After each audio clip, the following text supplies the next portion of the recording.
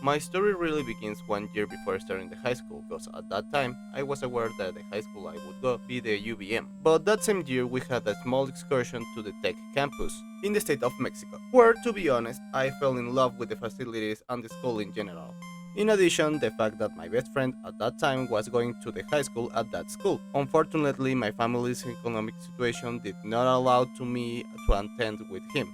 However, I made the promise that the moment I finished the high school, I would try to enter to the Tech University just to accompany my friend and attend that school. It should be noted that in addition to my friend, there was another reason why I wanted to go to the Tech. And the thing is that my father studied at that school, so I wanted to follow his steps. And I swore I would do it once I graduated from the high school.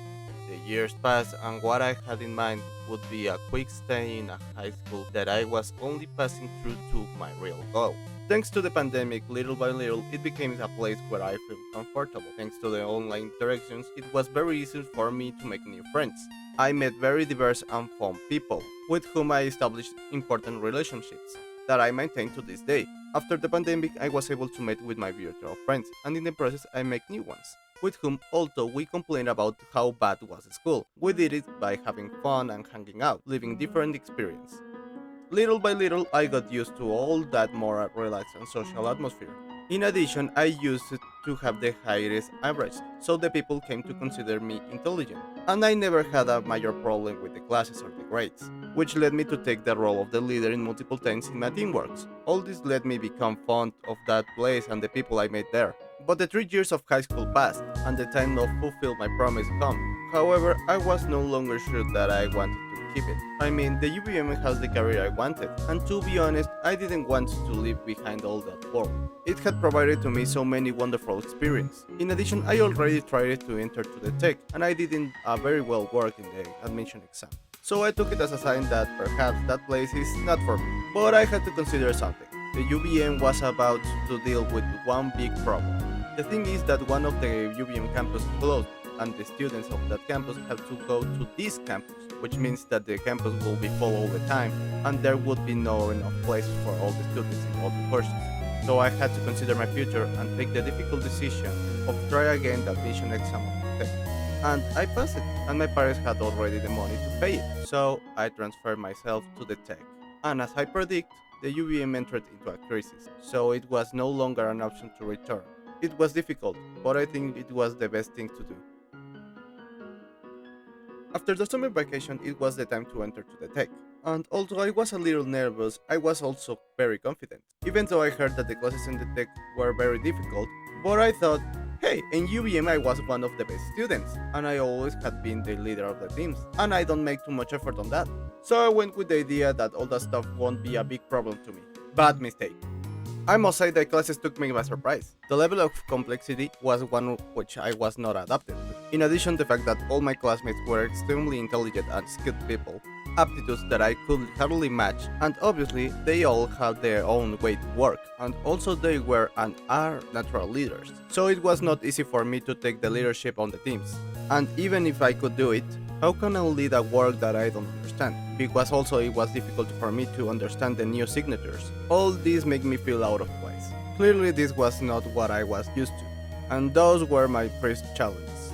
Later these new challenges began to overcome me little by little. My average was no longer what it used to be. It was difficult for me to keep up with the classes, especially with the exams, and I don't understand too much things about what I learned. But then something happened that I think will mark me for life. In the third period of the first semester, I failed a signature. I failed mathematics, a signature in which I used to be very skilled. It was my first signature failed, so I was devastated and disappointed of myself. I spent too much time feeling bad about this event. But thanks to my family, I realized that maybe it's time to find new solutions to these new problems. But also there was another thing that told me what was happening to me. A neurologist told me that I have a type of ADHD, something that I had already known, but there wasn't a problem since primary school. Anyway, he gave me a medication that could help my concentration, but that would not mean that my life would work out. I would still have to make an extra effort. But now I understood what was happening to me. I had the tools to face it. In the second semester I was more focused, and I felt more prepared, and I was sure that I would not make the same mistakes again. But now I wasn't alone. In the first semester I met so many people with different skills, So now I have a life that would help me when I need it, but I had to stop acting alone and see the values of the teamwork because I can do everything alone. And so it was. For 3 months I was faced with challenge after challenge, task after task, and thanks to my new learning and my colleagues, we managed to defeat them one by one. But I won't lie, it's difficult. The problems just keep coming. Sometimes I think I'm facing a hydra, because every time that I solve a problem, two more appear, and every problem is more difficult than the last one. Sometimes I think that I'm not made for this, and all this is affecting me and my family. I don't sleep and I don't have time to pass with my family. And this sometimes brings problems with my parents. And I can't keep asking me, did I'm really good for this? What if I want to do something else? And maybe I should give up?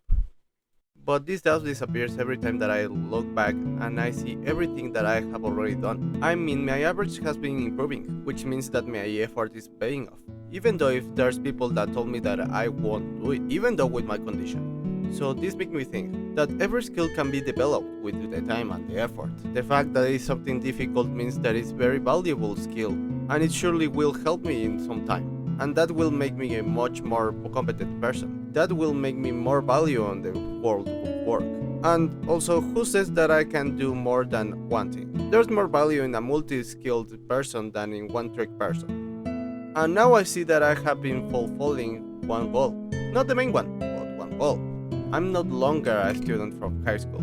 I'm no more the same person. Now I am a university student who is real facing difficult challenge and is trying to solve it, even though if everything looked that it can be. Now I'm more capable to facing difficult challenges. I won't lie, the way until this point haven't been easy, but I have already passed 2 semesters. So, 2 semesters that teach me so much about myself and how the things will be from now to then.